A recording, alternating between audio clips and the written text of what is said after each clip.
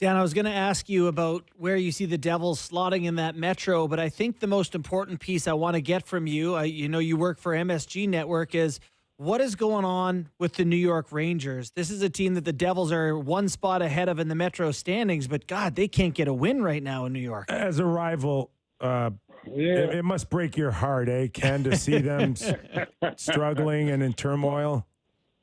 Well, look, Kipper. I mean, obviously, everybody knows I bleed red and black, no question about it, and rightfully so. I've been here 40-plus years at the organization, whether as a player, a broadcaster, or ambassador. So I certainly want to see their success. But as a hockey fan, look, nobody wants to see a team go through complete struggles. I've been there. We've been there as players. I've seen the Devils go through it for years here after my career, up and down and in between. And when you start to second guess and start, to play a tentative game, and I guess that's kind of what I've seen from the Rangers right now, that you're going to go through ruts. I always say it's a lot better now than maybe later on if you figure it all out. I mean, they have too much talent not to be a playoff team, not to be, a top team really. But their back end a little bit has struggled. They haven't played as well. That's the bottom line. And I don't know if they, what they're going to do as far as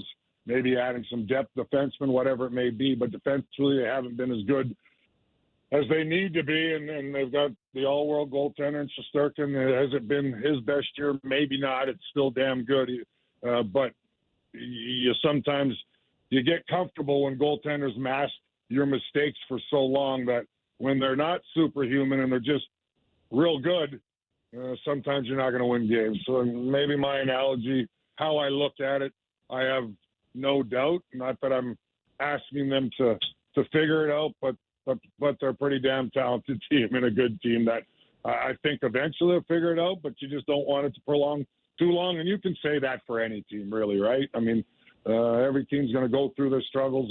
It's getting through it. Even though top teams are going to lose 3-4 in a row, but it's how do you respond? Can you get out of it quickly? This league is so tight. The competitive balance is at an all-time high. And I look no further with the Devils being improved yet. They've been shut out a lot this year. I think 5 times, which is crazy because they played very well in some of those games, probably 4 of the 5. But the puck just don't want to go. They get goaltended. So just every night it's a different adventure, I think, for a lot of teams, and the Rangers are going through it right now. We'll look forward to the adventure tonight between the Devils and the Maple Leafs. Dano, thanks for doing this. Have a great call tonight, okay? My pleasure, Kipper, and I can't remember that fight completely, so maybe you'll have to let me know. I'll kidding aside, always great being on with you guys. Take care, man. Thanks, man. Appreciate it. Yeah, I was on the bottom, I'm sure, of the pile. I found it. Yeah, I just watched it. It wasn't awful it's at a all. tangle up. I don't think you get hurt. I showed up. You did show up. Hey, I mean, buddy, you fought Ken Danico against a tough guy. I just showed up in the dressing room with needing new underwear. So you're a brave fella. Yeah. 5 times he said that they've been shut out. Shocking. You kind of wish the Leafs could have come off a Devils win instead of being been much shut better. out. So much better. Yeah, I know one thing. That's you're going to get a good effort out of that team tonight. So at least you're going to have to bring it, which is nice to hear because I think the Leafs are going to bring a good game too. So we might get ourselves a fun hockey game. I love Hockey DB pages. Ken Danico, he must have the highest games played to goal ratio maybe in NHL history. What do we got here? He played 1,283 games in the league. How many goals? 36. I wonder what the longest stretch he had between goals. Do you know? Can you look that up real quick? Was it like 6 years? So we had TJ Brody go like 130 games here or something. From 1999 to 2002, he did not score a regular season goal. 0, 0, 0. Now, granted, I didn't. That's either. just some hard luck. I didn't get a break. No, but he played 78, 6 assists, 98 PIMs. In the playoffs, he scored 23 games, and they won the cup. Like, you do think that you're on the ice enough, you hack a couple towards the goal. That's amazing. This is an amazing hockey DP. And he played 175 career playoff games. I will say, it even impresses me, guys, in the NHL, and the Leafs have several, who end up with no goals. Like, David Camp, so like a guy who played 15, 16 minutes a game for the Leafs, just stand in the crease. The puck goes to the crease. It hard. is so hard. So hard. to Good league. score Good league. in this So league. hard. Good league. I get it. I mean, get it. I do. Like, how many games has Max played this year?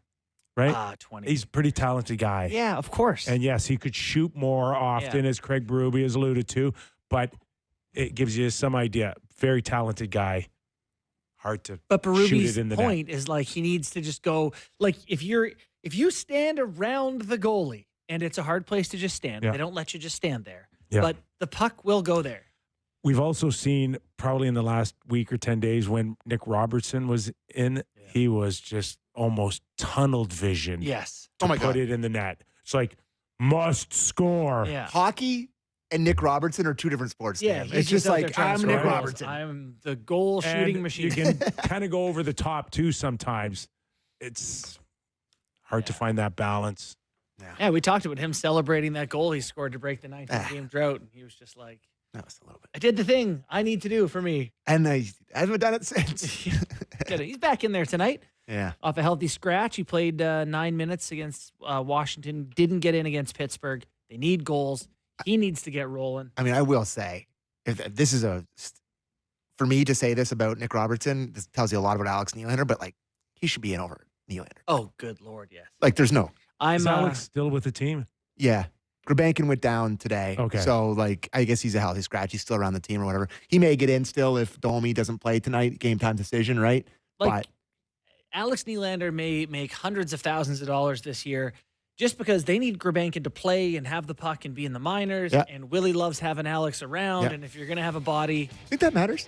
what's that? You think that like plays a. Willie thing? Yeah. Yes, I do. You do? Kipper? I'm sure it came up in discussions Like, I don't know that during he's. his contract. I think he chose this organization in the first place because Yeah, of Willie. yeah, you're right. You're right. Was it a clause? So it had some- Claws. Now we're just being Alex has now to- we're just being nasty. We Woke my should go. brother up. No, we're just kidding. He's, you know what? He played well in the minors. He had double-digit NHL goals he last was- year. We're he just was- talking about how hard it He is to was score. he was next man up with the Marlies, but Absolutely true. I know a lot of guys that were next man up but couldn't make that next push. Tough. Okay, don't go away. When we return, Steve Valiquette, analyst for the New York Rangers on MSG. Good time to have him on. Tons to talk about NHL trade. Trouba. Can't wait. Don't go away. More Real Kipper and Bourne after the break. The Toronto Maple Leafs may be taking a new approach to salary management, which could directly impact Mitch Marner's contract negotiations. During Kyle Dubas' tenure as general manager, the team didn't hesitate to spend heavily, and this trend began with a 6-year extension signed by Marner in 2019. At the time, Marner's $10.9 million annual cap hit set the market for superstar wingers, surpassing comparable players like Mikko Rantanen of the Colorado Avalanche, who signed a 6-year deal with a $9.25 million annual cap hit. Now, however, times seem to be changing. TSN's Pierre LeBrun recently reported that the Maple Leafs have implemented an internal salary cap, aiming to ensure no player earns more than captain Austin Matthews, who signed a 4-year extension worth $13.25 million per season in August 2023.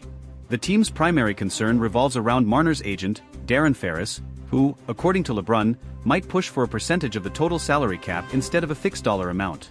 This could result in Marner's cap hit exceeding Matthews' $13.25 million, conflicting with the Leafs' new financial strategy. Ferris is known for driving negotiations to the limit, often taking his clients to free agency. This raises fears that discussions between Marner and the Leafs could drag on until July 1st, giving Marner and his camp all the leverage in negotiations. Another complicating factor is the rising market. LeBrun noted that Mikko Rantanen believes he could secure $14 million per season as a free agent. This sparks the question, could Marner demand even more? And would Ferris take that gamble, knowing the Leafs might opt to move on and sign another player? Marner has made it clear on multiple occasions that Toronto is where he wants to be. As a local player with deep ties to the city, he's expressed his desire to spend his entire career wearing the blue and white of the Leafs. However, staying with the team may require him to accept less than market value, especially if the front office remains committed to its new salary structure. Such a sacrifice could be vital for the team's collective success and to avoid financial issues that have plagued the recent past. While negotiations are still in the early stages, it's evident that Marner's future with the Leafs is at stake. Maple Leafs fans may need to prepare for the possibility of significant changes, but they can also trust in the players' commitment to the city and the franchise to find a compromise. The Maple Leafs' decision to implement an internal salary cap reflects a broader shift in their team-building philosophy. After years of prioritizing top-end talent with hefty contracts, the organization appears determined to strike a balance between superstar contracts and depth throughout the roster. This strategy aims to avoid the pitfalls of past seasons, where a lack of financial flexibility often left the team vulnerable in critical playoff moments. For Mitch Marner, this shift creates a unique challenge. On one hand, his value to the Leafs is undeniable. A consistent top scorer and elite playmaker, Marner has been instrumental in driving the team's offense. On the other hand, his ability to command a salary that rivals or exceeds Austin Matthews could put the Leafs in a difficult position, especially with a potential need to strengthen other areas of the roster. As the 2023-24 season progresses, the Leafs must weigh the potential consequences of sticking to their cap philosophy. Losing a homegrown talent like Marner would undoubtedly sting for fans and the organization alike. However, allowing one player to dictate financial terms beyond the team's structure could hinder long-term success and force painful sacrifices elsewhere. Adding to the complexity is the looming free agency of William Nylander. If the Leafs are to stick to their internal salary cap, they may also face challenges in retaining Nylander, who could command a significant raise. Balancing contracts for both Marner and Nylander within the new framework could prove to be the ultimate test for Toronto's management team. Another factor at play is the team's ultimate goal, winning the Stanley Cup. While star players like Marner and Matthews are crucial, history has shown that depth and balanced rosters often prevail in the postseason. If the Leafs fail to manage their finances effectively, they risk falling short of building a championship-caliber team, even with elite talent. For Marner, the decision to stay with the Leafs might come down to more than just dollars. His connection to the city, the fans, and his teammates could be deciding factors. If he prioritizes legacy and loyalty over maximizing earnings, there's a strong possibility that he'll work with the team to find a deal that benefits both parties. Negotiations will also test Darren Ferris, known for his hardline tactics in securing lucrative deals for his clients. While pushing for top dollar is expected, Ferris may need to weigh the risks of alienating the Leafs management and fanbase. A prolonged stalemate could damage Marner's relationship with the team and its supporters. The Leafs management, led by general manager Brad Treliving, faces a pivotal moment. Treliving's reputation as a negotiator and team builder will be on full display as he navigates this high-stakes scenario. Striking the right balance could solidify his tenure in Toronto, while a misstep might set the team back for years. For Maple Leafs fans, the coming months will be filled with anticipation and uncertainty.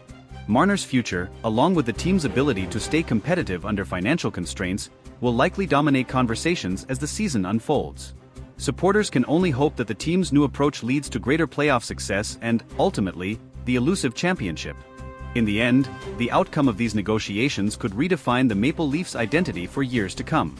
Whether it results in retaining Marner or reshaping the roster, the team's commitment to an internal salary cap signals a clear focus on long-term sustainability. Fans will be watching closely, hoping for a resolution that keeps the team's core intact and their championship dreams alive. As the negotiations with Mitch Marner progress, another layer of complexity is added by the external competition in the NHL market. Teams with more cap space and fewer restrictions could easily present lucrative offers to Marner if he reaches free agency. The Leafs are not only negotiating with Marner but also indirectly competing with other franchises willing to outbid them for his services. One example of this is Mikko Rantanen, whose potential $14 million value on the open market highlights the growing demand for elite wingers. If Rantanen secures such a deal, it could set a precedent that Marner's camp would use as leverage. The Leafs, however, must remain disciplined, as breaking their internal salary cap for Marner could lead to similar demands from other key players down the line. The looming specter of free agency means the Leafs have a limited window to strike a deal. If negotiations drag on into the off-season, the leverage shifts heavily in favor of Marner and his agent. Darren Ferris, known for his strategic patience, could use this to push for maximum value, putting even greater pressure on the Leafs management to make a decision. This scenario also places significant pressure on head coach Sheldon Keefe. Managing a team amid ongoing contract uncertainty can disrupt chemistry and focus. Keefe will need to ensure that the team remains united and focused on their performance, even as the media and fans speculate about Marner's future. Meanwhile, the Leafs core group, including Austin Matthews, Morgan Rielly, and John Tavares, will likely play a role in influencing Marner's decision. The camaraderie among the players and their collective drive for a championship could persuade Marner to accept a deal that aligns with the team's financial structure. On the flip side, the Leafs could explore contingency plans if a deal with Marner doesn't materialize. Trading Marner would be a bold move, but it could bring significant assets in return, potentially bolstering the team in areas like defense or secondary scoring. This option, while unpopular with fans, might be necessary to maintain roster balance. The timing of these decisions is also critical. With the trade deadline months away, the Leafs must assess whether keeping Marner without an extension risks losing him for nothing in free agency.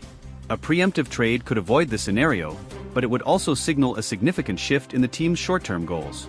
Fan sentiment will undoubtedly influence the team's approach. Marner is not just an exceptional player, he's a fan favorite and a symbol of homegrown talent succeeding in Toronto. Losing him could lead to backlash, especially if the team struggles in the aftermath of his departure. The broader NHL landscape also plays a role. As other teams navigate their own salary cap challenges, the Leafs can learn from their successes and failures. Organizations like the Tampa Bay Lightning and Vegas Golden Knights have shown the value of balancing star power with depth, offering a potential blueprint for Toronto's future.